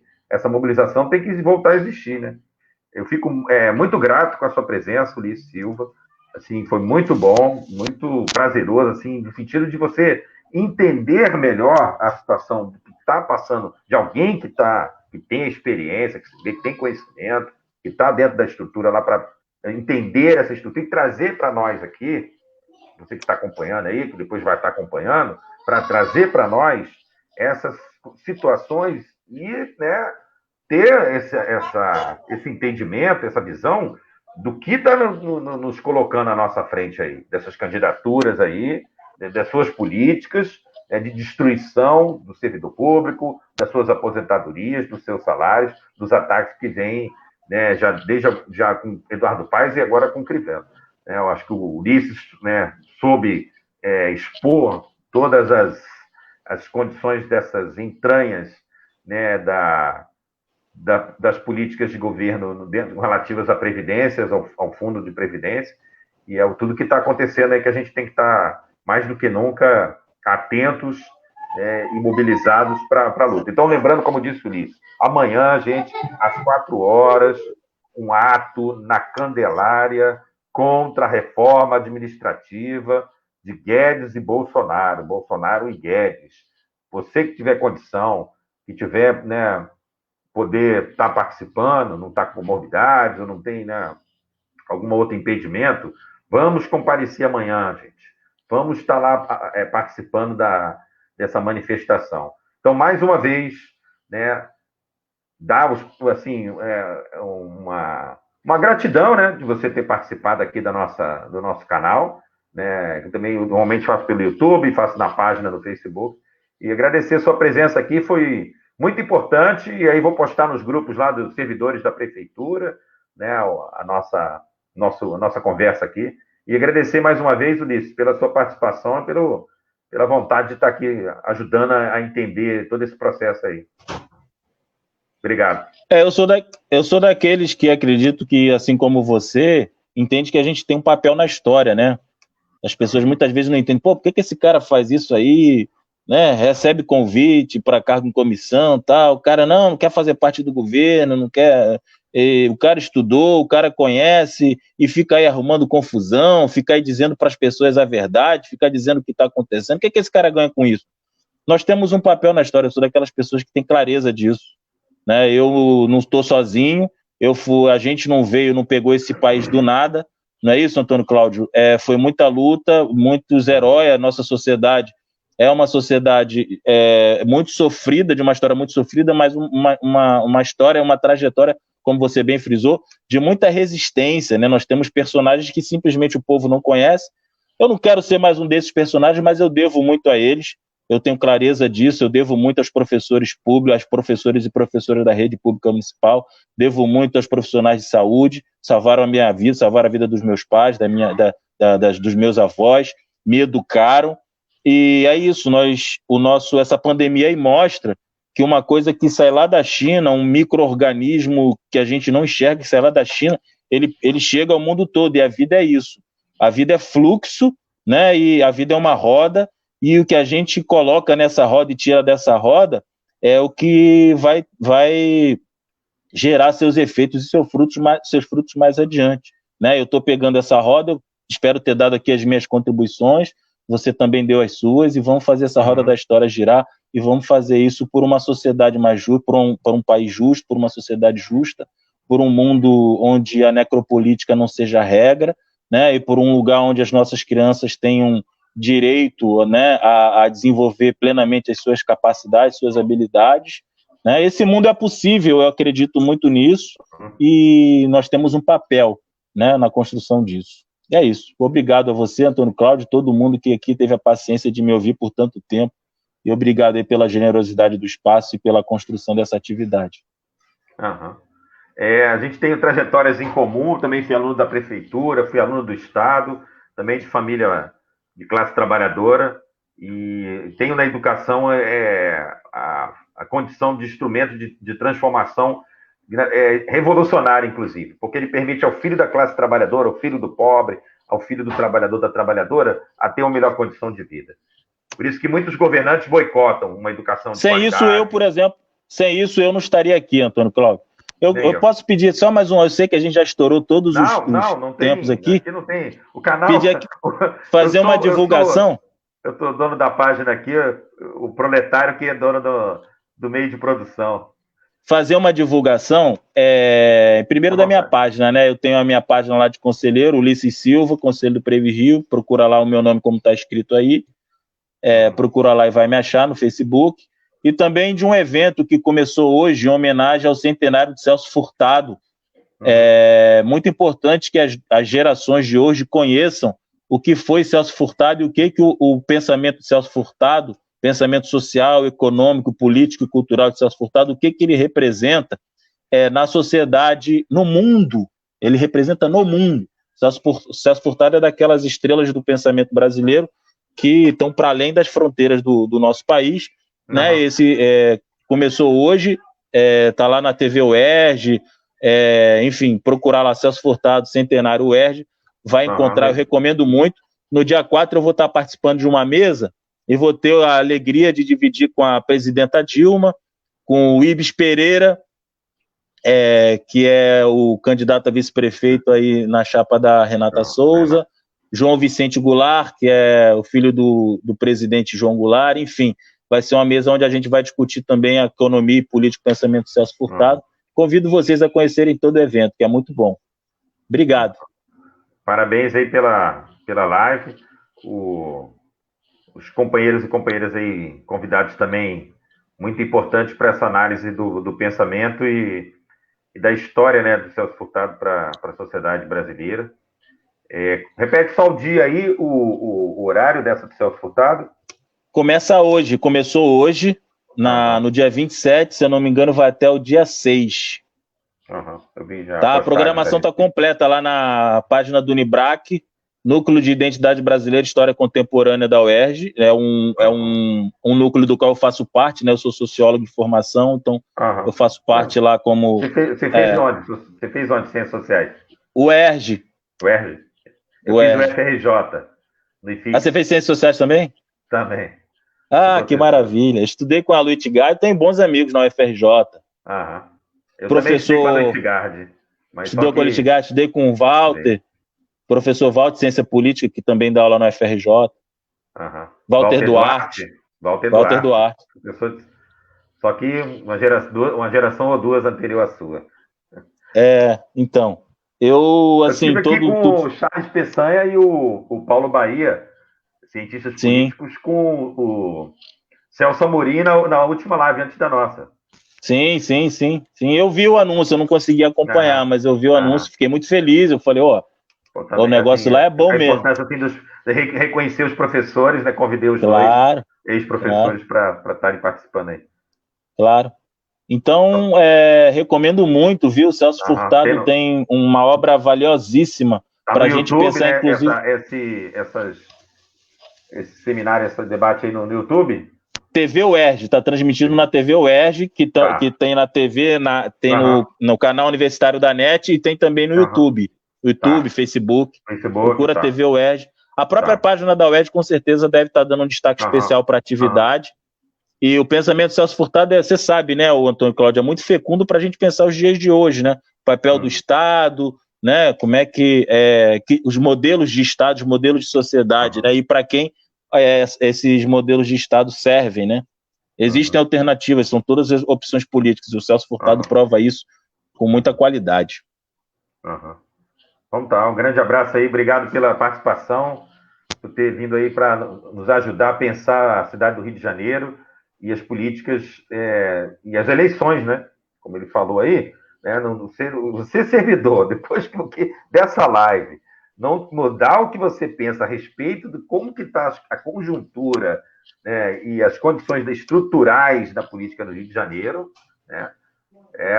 São apontamentos e análises, condições do que a sociedade enfrenta com relação à Previdência as políticas com relação ao fundo, inclusive que ele falou de financiamento para o próprio servidor, né, em taxas muito menores. Isso é pensar num candidata que possa representar isso. Valeu, Ulisses Silva. Estamos na luta. Tudo de bom, querido. Tudo na luta aí. Tamo junto. Firmeza na luta. Nos veremos muitas vezes. Um abraço aí. Obrigado pela presença aí. Valeu. Tchau, tchau. Boa noite a todos. Você vai estar no Alto amanhã lá? Amanhã sim. Então a gente nos vemos lá. Veremos. Um abraço. Valeu. Tchau, tchau. Até mais. Tchau. Abraço a todos em casa aí.